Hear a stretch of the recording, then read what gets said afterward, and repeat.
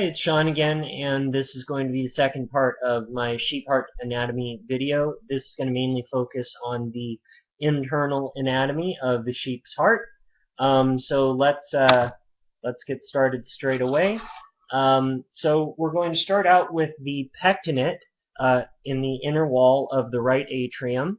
Now, if you look here, this area here is the pectinate. I have it pointed out by this pin. The pectinate extends through the left auricle. I'm sorry, right auricle. So we are on the right side. Right auricle through the right atrium. The myocardium of the, I think I've already shown you this in the other video. Here's the myocardium of the right ventricle. You see that?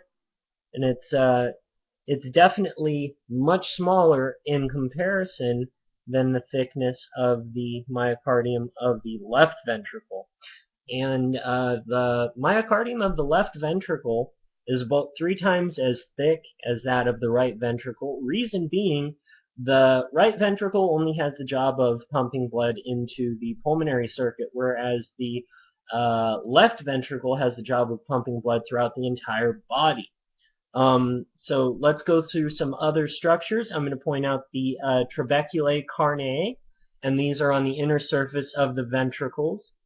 And these are kind of column-shaped structures. If you look right here, there we go. Column-shaped structures. This is on the right ventricle. I believe I may have lost, I think I lost my pin for the left ventricle, but that's okay. I'll just point it out real quick. So on the left ventricle, and it's way down in there. Put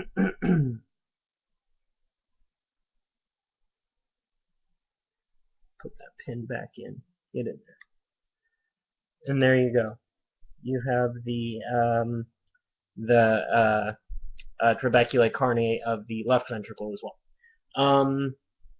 Let's talk about the interventricular septum. The interventricular septum is this area. It's actually in between the heart and the interventricular septum actually allows both sides of the heart to remain separate and blood to pump appropriately between the valves. So let's look at the bicuspid mitral valve. This is the left atrioventricular valve, and this is going to be located right over here. So let's open it up, and there we are. This point right here, that is the that's the valve. That's the bicuspid valve. And then on our right side here, I have pointed out, and that is the right AV valve, or the tricuspid valve. Beneath these valves, you have, if you can see the little cord-like structures coming off of the valve. See the cord-like structures? You can probably see it better in the left ventricle, or the left atrium rather. So see those 3 cords? Those are the chordae tendineae, and those are what allow the closing and shutting of the valves. The cusps of the valves, you have the bicuspid valve, which is on the left side. The bicuspid valve, if you look at it, it's kind of tricky right now, but if you look at it, as I've dissected it, you have one side here and one side over here. And so those are the 2 cusps of the valve. When you close it up, it actually appears more as it normally would. And then you have the tricuspid, or the right atrioventricular valve, which is inclusive of, if I've cut it, you have this portion right here. You have this portion right here, and you have this portion that's actually kind of more in the middle. And these all attach to what's known as the papillary muscle. And papillary muscle is on each side of the heart in the ventricles. The papillary muscle is the muscle that allows the tendons or the chordae tendineae to work. And so on the left ventricle, I have it right there. It's that big round structure, that big muscle right there. And then on the right ventricle, I have it located here. There it is. The pulmonary semilunar valve, that is located on the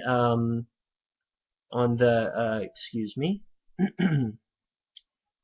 that is located in the or on top of the left atrium, and I have it pointed out thusly, that hole right there.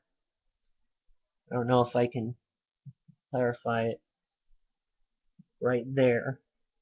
You can see it. And then finally, we have the aortic semilunar valve, and the aortic semilunar valve actually passes up through the aorta. I believe that I have probably bisected that at some point. But the aortic semilunar valve is passing up into there. Well, to that area there. So this completes my video on the sheep heart. Thank you for watching, and God bless.